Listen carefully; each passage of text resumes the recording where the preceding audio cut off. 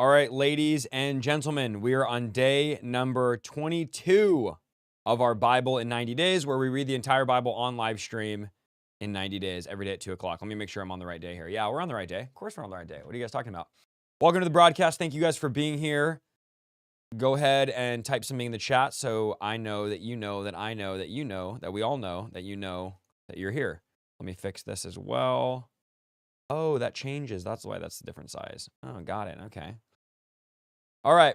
We're starting on 1 Samuel chapter 30. My mom read 2 extra chapters. Everyone was like texting me, she's going too far. I'm like, oh, let her cook. She's fine. The less I have to read if she reads more. So she did an amazing job. Thank you to everyone that tuned in. She did an amazing job yesterday. She'll be back on the channel. I know you guys said she's your favorite now and you wish she did it every day. I'll try, but you know, yeah, she did a great job. Okay. Chapter 30, here we go. Shout out to my mom. Thanks, Mom, again. Chapter 30, verse 1. New Living Translation. 3 days later, when David and his men arrived home at their town in Ziklag, they found that the Amalekites had made a raid into the Negev and Ziklag. They had crushed Ziklag and burned it to the ground. They had carried off the women and children and everyone else, but without killing anyone. Okay. When David and his men saw the ruins and realized what had happened to their families, they wept until they can weep no more. David's 2 wives, Ahinoam from Jezreel and Abigail, the widow of Nabal from Carmel, were among those captured. David was now in great danger because all his men were very bitter about losing their sons and daughters, and they began to talk of stoning him. But David found strength in the Lord his God. Amen. That's where we should be finding our strength. Then he said to Abiathar, the priest, bring me the ephod. So Abiathar brought it. Then David asked the Lord, should I chase after this band of raiders? Will I catch them? And the Lord told him, yes, go after them. You'll surely recover everything that was taken from you. So David and his 600 men set out, and they came to the brook Besor. But 200 of the men were too exhausted to cross the brook, so David continued the pursuit with 400 men. Along the way, they found an Egyptian man in the field and brought him to David. They gave him some bread to eat and water to drink. They also gave him part of a fig cake and 2 clusters of raisins, for he hadn't had anything to eat or drink for 3 days and nights. Before long, his strength returned. To whom do you belong? Where do you come from? David asked. I'm an Egyptian, the slave of an Amalekite, he replied. My master abandoned me 3 days ago because I was sick. We were on our way back from raiding the Kerethites in the Negev, the territory of Judah, and the land of Caleb, and we had just burned Ziklag. Will you lead me to this band of raiders? David asked. The young man said, if you take an oath in God's name that you will not kill me or give me back to my master, then I'll guide you to them. So he led David to them, and they found the Amalekites spread out across the fields, eating and drinking and dancing with joy because of the vast amount of plunder they had taken from the Philistines and the land of Judah. David and his men rushed among them and slaughtered them throughout that night and the entire next day until evening. None of the Amalekites escaped except 400 young men who fled on camels. David got back everything the Amalekites had taken, and he rescued his 2 wives. Nothing was missing, small or great, son or daughter, nor anything else that had been taken. David brought everything back. He also recovered all the flocks and herds, and his men drove them ahead of the other livestock. This plunder belongs to David, they said. Then David returned to the brook Besor and met up with the 200 men who had been left behind because they were too exhausted to go with him. They went out to meet David and his men, and David greeted them joyfully. But some evil troublemakers among David's men said, they didn't go with us, so they can't have any of the plunder we recovered. Give them their wives and children and tell them to be gone. But David said, no, my brothers, don't be selfish with what the Lord has given us. He's kept us safe and helped us defeat the band of raiders that attacked us. Who will listen when you talk like this? We share and share alike, those who go to battle and those who guard the equipment. From then on, David made this decree and regulation for Israel, and it still followed today. When he arrived at Ziklag, David sent part of the plunder to the elders of Judah, who were his friends. Here is a present for you, taken from the Lord's enemies, he said. The gifts were sent to the people of the following towns David had visited: Bethel, Ramoth Negev, Jadar, Arier, Sifmoth, Eshtemoa, Rakel, the towns of the Jerahmeelites, the towns of the Kenites, Hormah, Borashan, Othek, Hebron, and all the other places David and his men visited.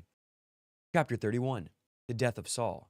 Now the Philistines attacked Israel, and the men of Israel fled before them. Many were slaughtered on the slopes of Mount Gilboa. The Philistines closed in on Saul and his sons, and they killed 3 of his sons, Jonathan, Abinadab, and Malchishua.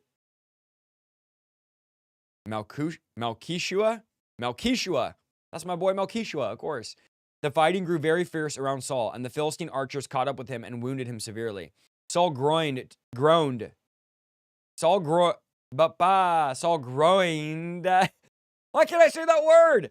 He groaned to his armor bearer, "Take your sword and kill me before these pagan Philistines come to run through and taunt and torture me." But his armor bearer was afraid and would not do it. So Saul took his own sword and fell on it. When his armor bearer realized that Saul was dead, he fell on his sword and died beside the king. So Saul, his 3 sons, his armor bearer, and his troops all died together that same day. When the Israelites on the other side of Jezreel Valley and beyond the Jordan saw that the Israelite army had fled and that Saul and his sons were dead, they abandoned their towns and fled. So the Philistines moved in and occupied their towns. The next day, when the Philistines went out to strip the dead, they found the bodies of Saul and his 3 sons on Mount Gilboa. So they cut off Saul's head and stripped him of his armor. Then they proclaimed the good news of Saul's death in their pagan temple and to the people throughout the land of Philistia. They placed his armor at the temple of the Ashtoreths, and they fastened his body to the wall of the city of Bethshan. But when the people of Jabesh Gilead heard what the Philistines had done to Saul, all their mighty warriors traveled through the night to Bethshan and took the bodies of Saul and his sons down from the wall. They brought them to Jabesh, where they burned the bodies. Then they took their bones and buried them beneath the tamarisk tree at Jabesh, and they fasted for 7 days. 2 Samuel chapter 1. David learns of Saul's death.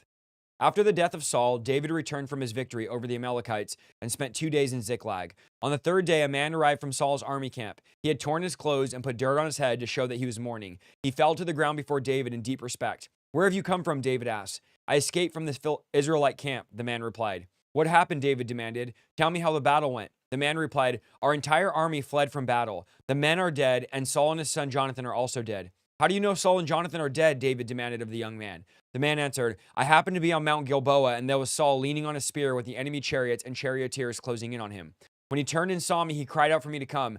'How can I help?' I asked him. He responded, 'Who are you?' 'I'm an Amalekite,' I told him. Then he begged me, 'Come over here and put me out of my misery, for I'm in terrible pain and want to die.' So I killed him," the Amalekite told David, "for I knew he couldn't live. Then I took his crown and his armband, and I brought them here to you, my lord."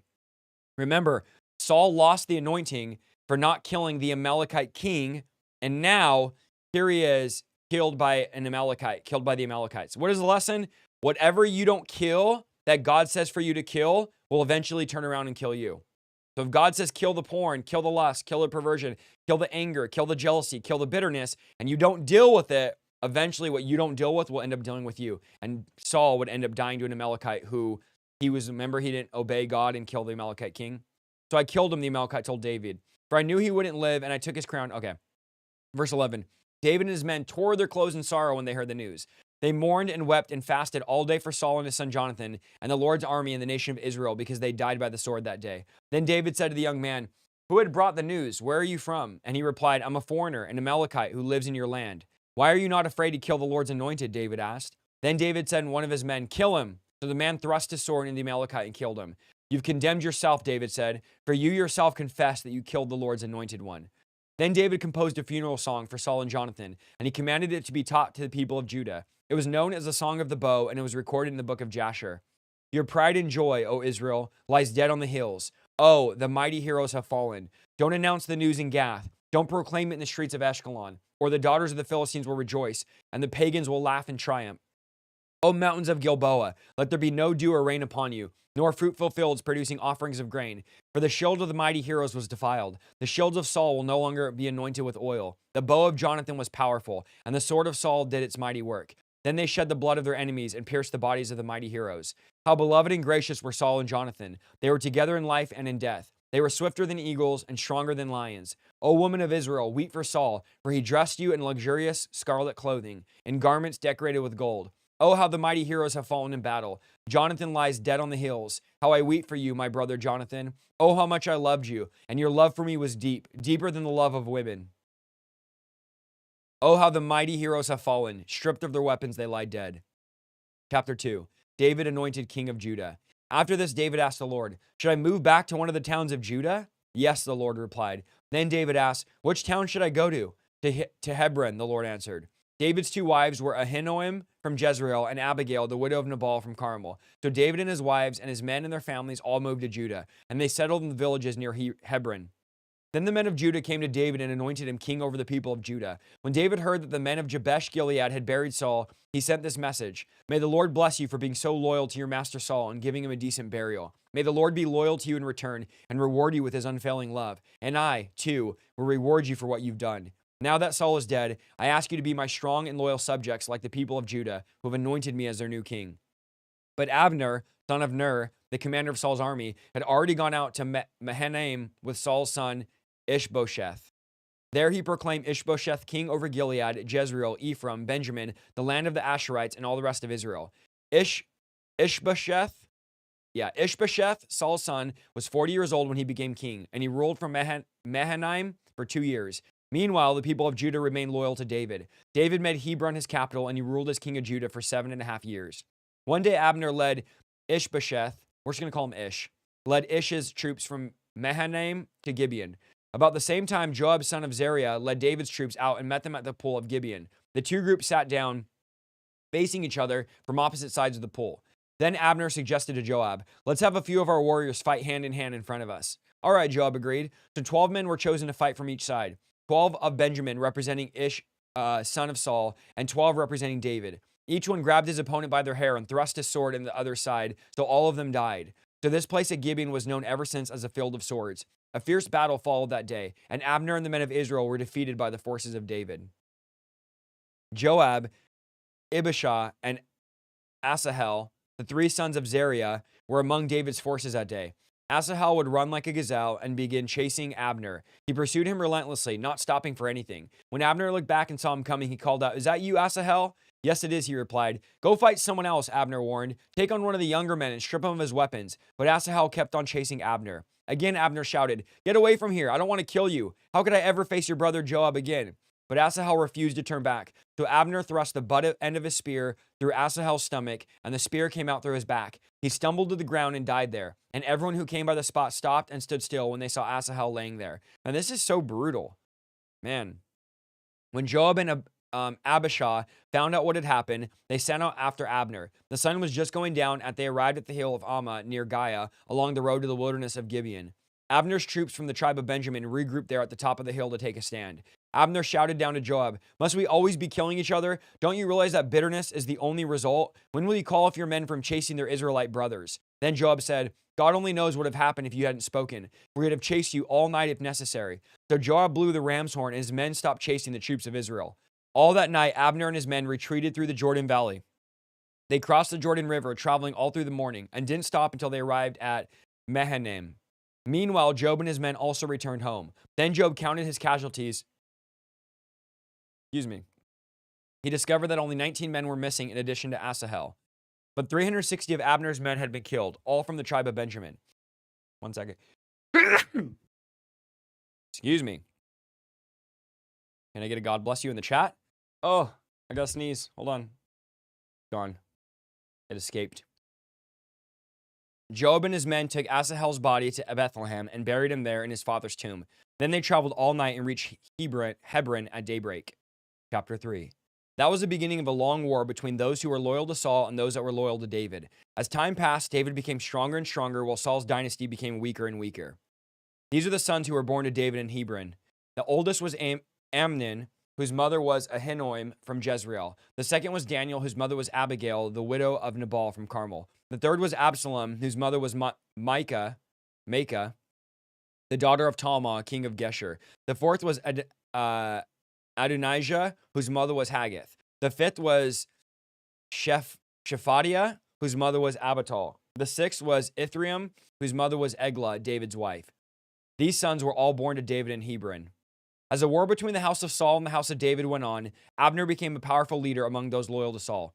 One day, Ishbosheth, Saul's son, accused Abner of sleeping with one of his father's concubines, a woman named Rizpah, daughter of A. Abner was furious. "Am I some Judean dog to be kicked around like this?" he shouted. "After all I've done for you, Father Saul, and his family and friends, by not handing you over to David, is this my reward, that you find fault with me about this woman? May God strike me and even kill me if I don't do everything I can to help David do what the Lord has promised him. I'm going to take Saul's kingdom and give it to David. I will establish the throne of David over Israel as well as Judah, all the way from Dan in the north to Bathsheba in the south." Ishbosheth didn't dare say another word because he was afraid of what Abner might do. Then Abner sent messages to David saying, "Doesn't the entire land belong to you? Make a solemn pact with me, and I'll help you turn over all of Israel to you." "All right," David replied, "but I will not negotiate with you unless you bring back my wife Michal, Saul's daughter, when you come." Michal. I don't know. I'm just going to say Michal. David then sent this message to Ishbosheth, Saul's son. Give me back my wife Michal, for I bought her with the lives of 100 Philistines. So Ishbosheth took Michal away from her husband, Palti, son of Laish. Palti followed along behind her as far as Bahurim, weeping as he went. Then Abner told him, go back home. So Palti returned. Meanwhile, Abner had consulted with the elders of Israel for some time now. He told them, you've wanted to make David your king. Now is the time, for the Lord has said, I've chosen David to save my people of Israel from the hands of the Philistines and from all their enemies. Abner also spoke with the men of Benjamin. They had went to Hebron to tell David that the people of Israel and Benjamin had agreed to support him. When Abner and 20 of his men came to Hebron, David entertained them with a great feast. Then Abner said to David, let me go and call an assembly of all of Israel to support my lord the king. They will make a covenant with you to make you their king, and you'll rule over everything your heart desires. So David sent Abner safely on his way. But just after David had sent Abner in safety, Joab and some of David's troops returned from a raid, bringing much plunder with them. When Joab arrived, he was told that Abner had been there visiting the king and had been sent away in safety. Joab rushed to the king and demanded, what have you done? What do you mean by letting Abner get away? You know perfectly well that he came to spy on you and find everything out that you're doing. Joab then left David and sent messengers to catch up with Abner, asking him to return. They found him at the well of Sirah and brought him back, though David knew nothing about it. When Abner arrived back at Hebron, Joab took him aside at the gateway as to speak with him privately. But when he stabbed Abner in the stomach and killed him in revenge for killing his brother Asahel. Then David heard about it. He declared, I vow by the Lord that I and my kingdom are forever innocent of this crime against Abner, son of Ner. Joab and his family are the guilty ones. May the family of Joab be cursed in every generation with a man who has open sores or leprosy, or walks on crutches, or dies by the sword, or begs for food. Oh, brutal. So Joab and his brother Abishai killed Abner because of Abner had killed their brother Asahel at the battle of Gibeon. Then David said to Joab and all those who were with him, tear your clothes and put on burlap. Mourn for Abner, and King David himself walked behind the procession to the grave. Then they buried Abner in Hebron, and the king of all the people wept at his graveside. Then the king sang this funeral song for Abner. Should Abner have died? Oh, what in the world? My thing tweaked out, glitched. Should Abner have died as fools die? Your hands were not bound, your feet were not chained. No, you were murdered, the victim of a wicked plot. All the people wept again for Abner. David had refused to eat anything on the day of the funeral, and now everyone begged him to eat. But David made a vow saying, may God strike me dead or even kill me if I eat anything before sundown. This pleased the people very much. In fact, everything the king did pleased them. So everyone in Judah and Israel understood that David was not responsible for Abner's murder. Then King David said to his officials, don't you realize that a great commander has fallen today in Israel? And even though I'm anointed king, these two sons of Zeruiah, Joab and Abishai, are too strong for me to control. So may the Lord repay these evil men for their evil deeds. Chapter 4, the murder of Ishbosheth. Let me make sure that I don't know where we're going today. We are going to chapter 12. Ooh, what a long way to go, ladies and gentlemen. All right, we're halfway there. Chapter 12. Oh, we're only 17 minutes in. When Ishbosheth, Saul's son, heard about Abner's death at Hebron, he lost all courage, and the Israelites became paralyzed with fear. Now there were two brothers, Bana and Rechab, who were captains of Ishbosheth's raiding parties. They were sons of Rimmon, a member of the tribe of Benjamin, who lived in Beeroth. The town of Beeroth is now part of Benjamin's territory, because the original people of Beeroth fled to Gittim, where they still live as foreigners. Saul's son Jonathan had a son named Mephibosheth, who was crippled as a child. Oh, I love this story. So Saul's son, Jonathan, had a son named Mephibosheth, who was crippled as a child. He was 5 years old when the report came from Jezreel that Saul and Jonathan had been killed in battle. When the child's nurses heard the news, they picked him up and fled. But as she hurried away, she dropped him and he became crippled. One day, Rechab and Bana, the sons of Rimmon from Beeroth, went to Ishbosheth's house around noon as he was taking his midday rest. The doorkeeper who had been sifting wheat became drowsy and fell asleep. So Rechab and Bana slipped past her. They went into the house and found Ishbosheth sleeping on the bed. They struck him and killed him and cut off his head. Then taking his head with them, they fled across the Jordan Valley through the night. When they arrived at Hebron, they presented Ishbosheth's head to David. Look, they said to David, here's the head of Ishbosheth, the son of your enemy Saul, who tried to kill you. Today the Lord has given my lord the king revenge on Saul and his entire family. But David said to Rechab and Bana, the Lord who saves me from all my enemies is my witness. Someone once told me, Saul is dead, thinking he was bringing me good news, but I seized him and killed him at Ziklag. That's the reward I gave him for his news. How much more shall I reward evil men who have killed an innocent man in his own house and on his own bed? Come on now, bro. Shouldn't I hold you responsible for his blood and rid the earth of you?" So David ordered his young men to kill them, and they did. They cut off their hands and feet and hung their bodies beside the pool in Hebron. Then they took Ishbosheth's head and buried it in Abner's tomb in Hebron. Ugh. Chapter 5. Chapter 5. Then the tribes of Israel went to David at Hebron and told him, "Where are your flesh and blood? Where are your own flesh and blood? In the past, when Saul was our king, you were the ones who really led the forces of Israel. And the Lord told you, you'll be the shepherd of my people of Israel. You'll be Israel's leader." So there at Hebron, the king David made a covenant before the Lord with all the elders of Israel, and they anointed him king of Israel. David was 30 years old when he began to reign, and he reigned for 40 years in all. He had reigned over Judah from Hebron for 7 years and 6 months, and from Jerusalem he reigned over all of Israel and Judah for 33 years. David then led his men to Jerusalem to fight against the Jebusites, the original inhabitants of the land who were living there. The Jebusites taunted David, saying, "You'll never get in here. Even the blind and lame could keep you out." For the Jebusites thought they were safe. But David captured the fortress of Zion, which is now called the city of David. On the day of the attack, David said to his troops, "I hate those lame and blind, dirty rat Jebusites. Whoever attacks them should strike by going into the city through the water tunnel." That is the origin of the saying, "The blind and the lame may not enter the house." So David made the fortress his home, and he called it the city of David. He extended the city, starting at the supporting terraces and working inward. And David became more and more powerful, because the Lord of God of heaven's armies was with him. Then King Hiram of Tyre sent messengers to David, along with cedar timber and carpenters and stonemasons, and they built David a palace. And David realized that the Lord had confirmed him as king over Israel, and he blessed his kingdom for the sake of the people of Israel. After moving from Hebron to Jerusalem, David married more concubines and wives, and they had more sons and daughters. These are the names of David's sons who were born in Jerusalem: Shammua, Shobab, Nathan, Solomon, Iber, Elishua, Nepheg, Japhia, Elishama, Eliadah, and Eliphelet. When the Israelites heard that David had been anointed king of Israel, they mobilized all their forces to capture him. But David was told they were coming, so he went into the stronghold. The Philistines arrived and spread out across the land of Rapham. So David asked the Lord, "Should I go out to fight the Philistines? Will you hand them over to me?" The Lord replied, "Yes, go ahead. I will certainly hand them over to you." So David went to Baal-perazim and defeated the Philistines there. "The Lord did it," David said. "He burst through my enemies like a raging flood." So he named the place Baal-perazim, which means the Lord who burst through. The Philistines had abandoned their idols there, so David and his men confiscated them. But after a while, the Philistines returned and again spread across the valley of Rephaim.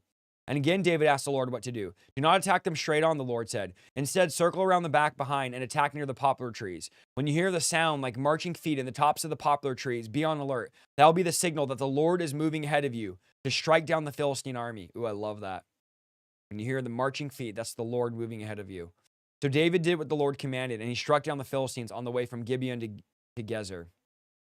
Chapter 6. Then David again gathered the elite troops in Israel, 30,000 in all. He led them to Baalah of Judah to bring back the ark of God, which bears the name of the Lord of heaven's armies, who is enthroned between the cherubim. They placed the ark of God on a new cart and brought it from Abinadab's house, which was on a hill. Uzzah and Ahiah, Abinadab's sons, were guiding the cart. They should have never placed it on the cart. That's how the Philistines carried it. It was always supposed to be on the shoulders of the Levites.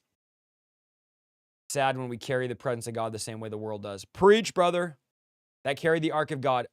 Ahio walked in front of the ark. David and all the people of Israel were celebrating before the Lord, singing songs and playing all kinds of musical instruments: lyres, harps, tambourines, castanets, and cymbals. But when they arrived at the threshing floor of Nacon, the ox stumbled, and Uzzah reached out his hand and steadied the ark of God. Then the Lord's anger was roused against Uzzah, and God struck him dead because of this. So Uzzah died right there beside the ark of God. Remember, you couldn't touch the ark or else you'd die. David was angry because the Lord's anger had bursted out against Uzzah. He named the place Perez Uzzah, which means to burst out against Uzzah, as it's still called today. David was now afraid of the Lord, and he asked, "How can I ever bring the ark of the Lord back into my care?" So David decided not to move the ark of the Lord into the city of David. Instead, he took it to the house of Abinadab of Gath. The ark of the Lord remained there in Abinadab's house for 3 months, and the Lord blessed Abinadab and his entire household. How many of you know if you can get the presence of God at your house, the Lord will bless your house?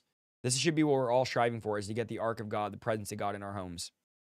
Then King David was told, "The Lord has blessed Abinadab's household and everything he has because of the ark of God." So David went there and brought the ark of God from the house of Abinadab to the city of David with great celebration. After the men who were carrying the ark of the Lord had gone 6 steps, David sacrificed a bull and fattened calf. And David danced before the Lord with all his might, wearing a priestly garment. So David and all the people of Israel brought up the ark of the Lord with shouts of joy and blowing of ram's horns. But as the ark of the Lord entered the city of David, Michal, the daughter of Saul, looked down from her window and saw King David leaping and dancing before the Lord. She was filled with contempt for him. They brought the ark of the Lord and set it in its place inside the special tent David had prepared for it. And David sacrificed burnt offerings and peace offerings to the Lord. When he had finished sacrifices, David blessed the people in the name of the Lord of heaven's armies.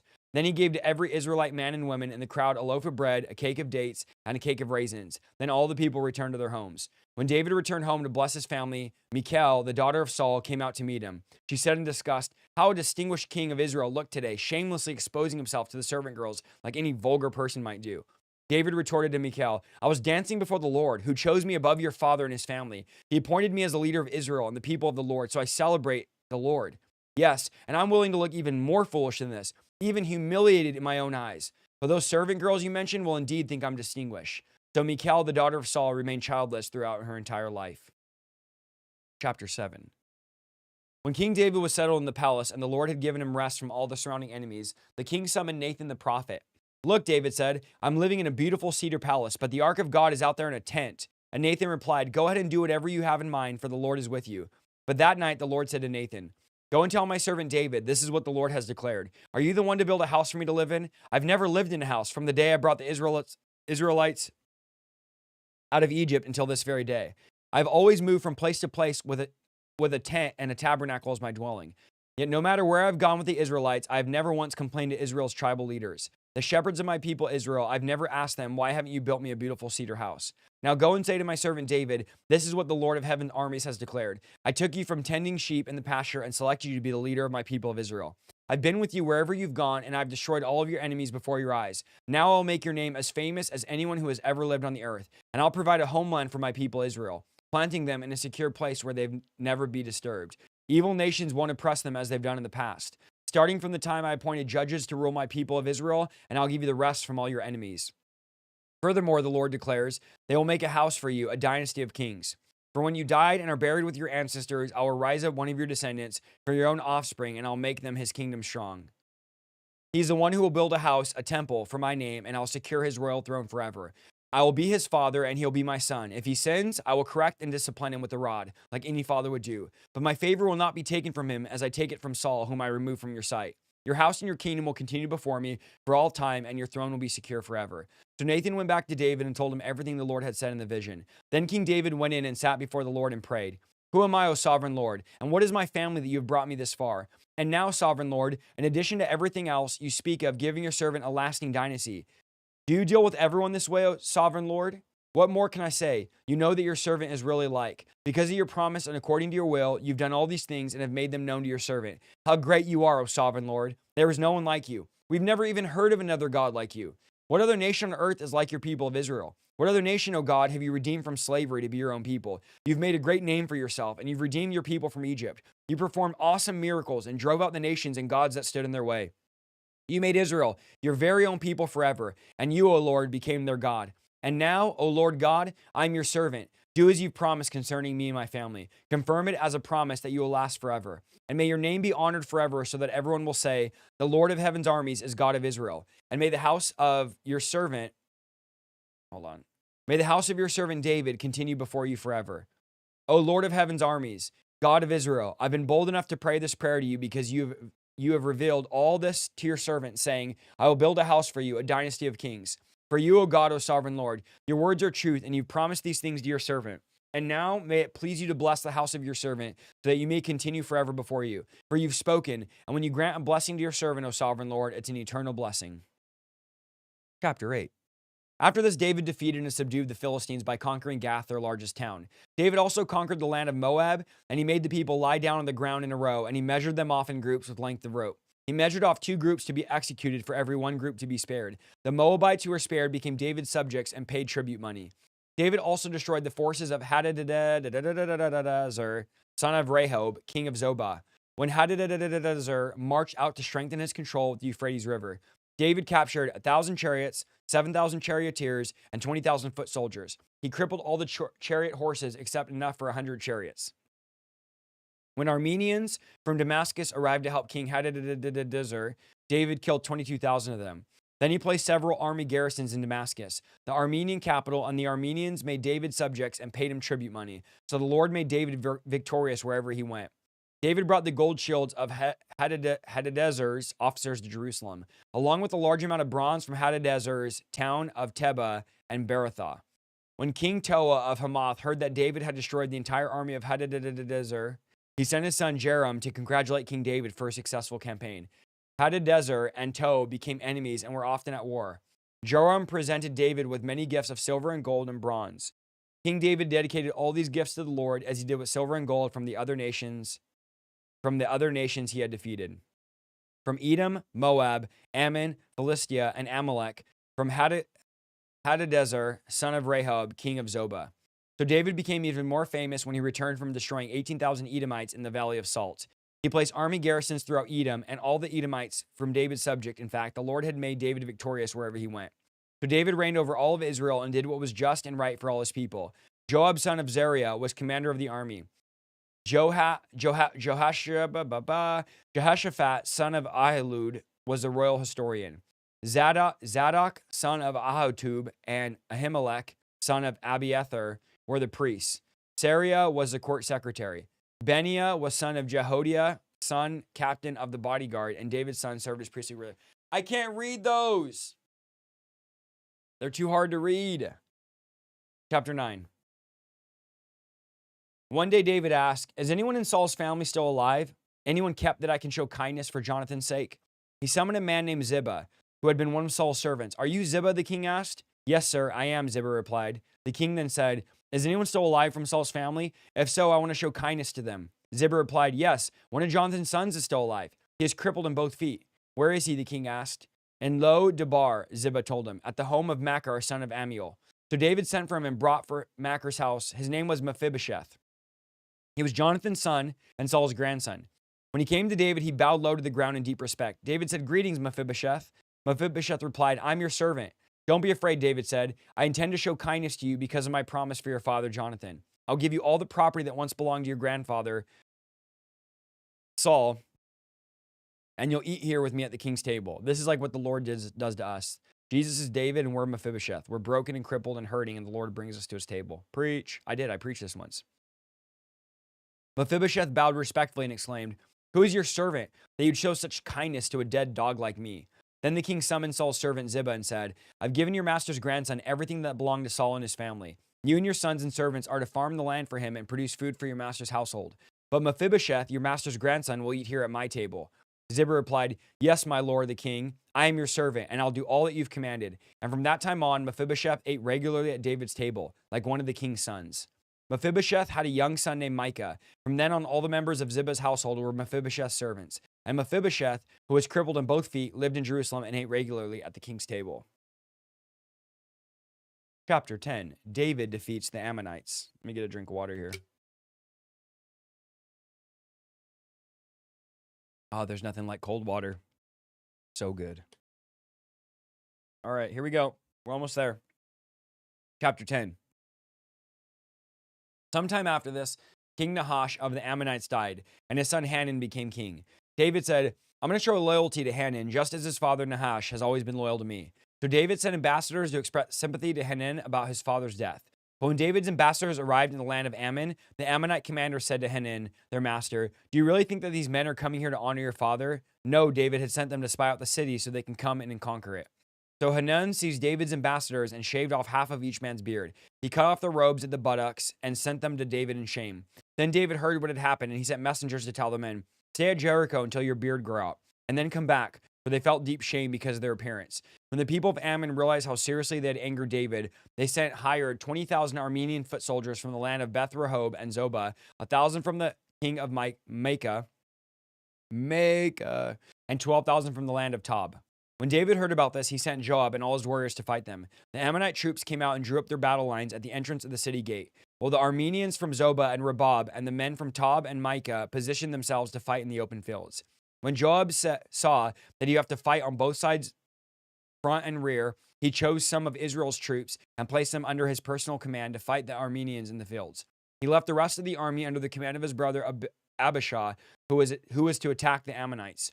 If the Arameans are too strong for me, then come over and help me, Joab told his brother. And if the Ammonites are too strong for you, I'll come and help you. Be courageous. Let us fight bravely for our people and the cities of our God. May the Lord's will be done. When Joab and his troops attacked the Arameans, I've been saying that wrong my whole life. The Arameans began to run away.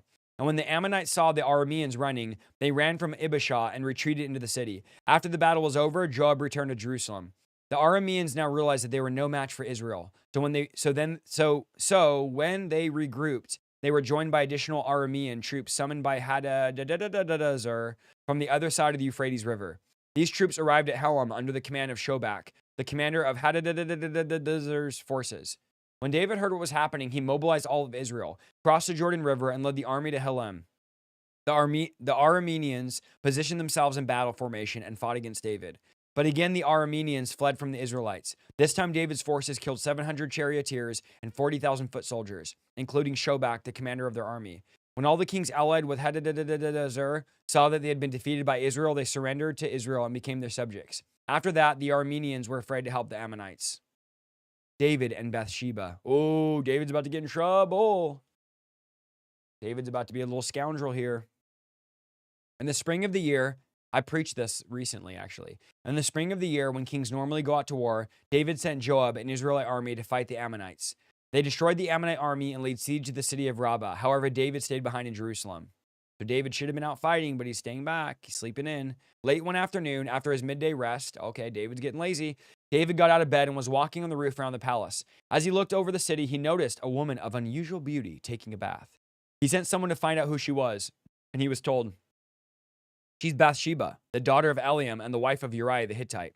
Then David sent messengers to get her, and she came to the palace and he slept with her. She had just completed the purification rites after having her menstrual period. Yeah. Then she returned home. Later, when Bathsheba discovered she was pregnant, she sent David a message saying, "I'm pregnant." Then David sent word to Joab, "Send me Uriah the Hittite." So Joab sent him to David. When Uriah arrived, David asked him how Joab and the army were getting along and how the war was progressing. Then he told Uriah, "Go home and relax." David even sent a gift to Uriah after he had left the palace. But Uriah didn't go home. Obviously, David's trying to get him to go home, sleep with his wife, and then they'll think that it's Uriah's baby. He slept at the palace entrance with the king's palace guard.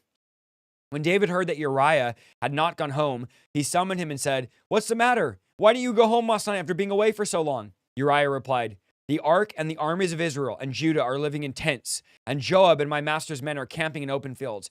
How can I go home to wine and dine and sleep with my wife? I swear I'll never do such a thing." "Well, stay here today," David told him, "and tomorrow you can return to the army." So Uriah stayed in Jerusalem and that day and next. Then David invited him to dinner and got him drunk. But even then, he couldn't get Uriah to go home with his wife. Again, he slept at the palace entrance with the king's palace guard. So the next morning, David wrote a letter to Joab and gave it to Uriah to deliver. The letter instructed Joab, "Station Uriah on the front lines where the battle is the fiercest. Then pull back so he will be killed." Man, David is so bad here. So Joab assigned Uriah to a spot close to the city wall where he knew the enemy's strongest men were fighting. And when the enemy soldiers came out of the city to fight, Uriah the Hittite was killed along with the other Israelite soldiers. Then Joab sent a battle report to David.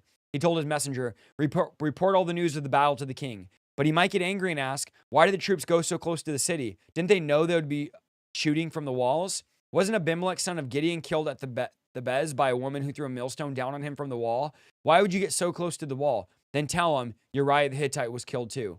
So the messenger sent to Jerusalem a complete report to David. "The enemy came out against in the open fields," he said, "and as we chased them back to the city gate, the archers on the wall shot arrows at us, and some of the king's men were killed, including Uriah the Hittite."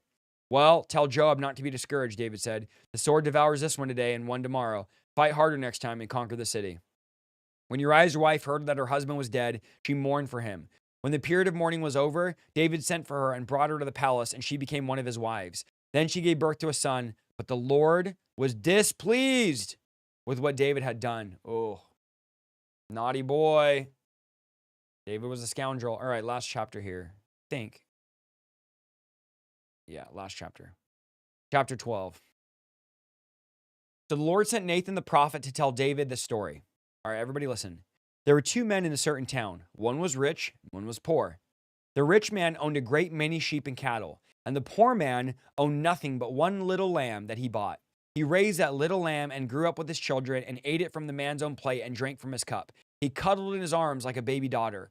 And one day a guest arrived at the home of the rich man. But instead of killing an animal from his own flock, he took the poor man's lamb and killed it and prepared it for his guest. And David was furious. As surely as the Lord lives, he vowed, any man who would do that deserves to die.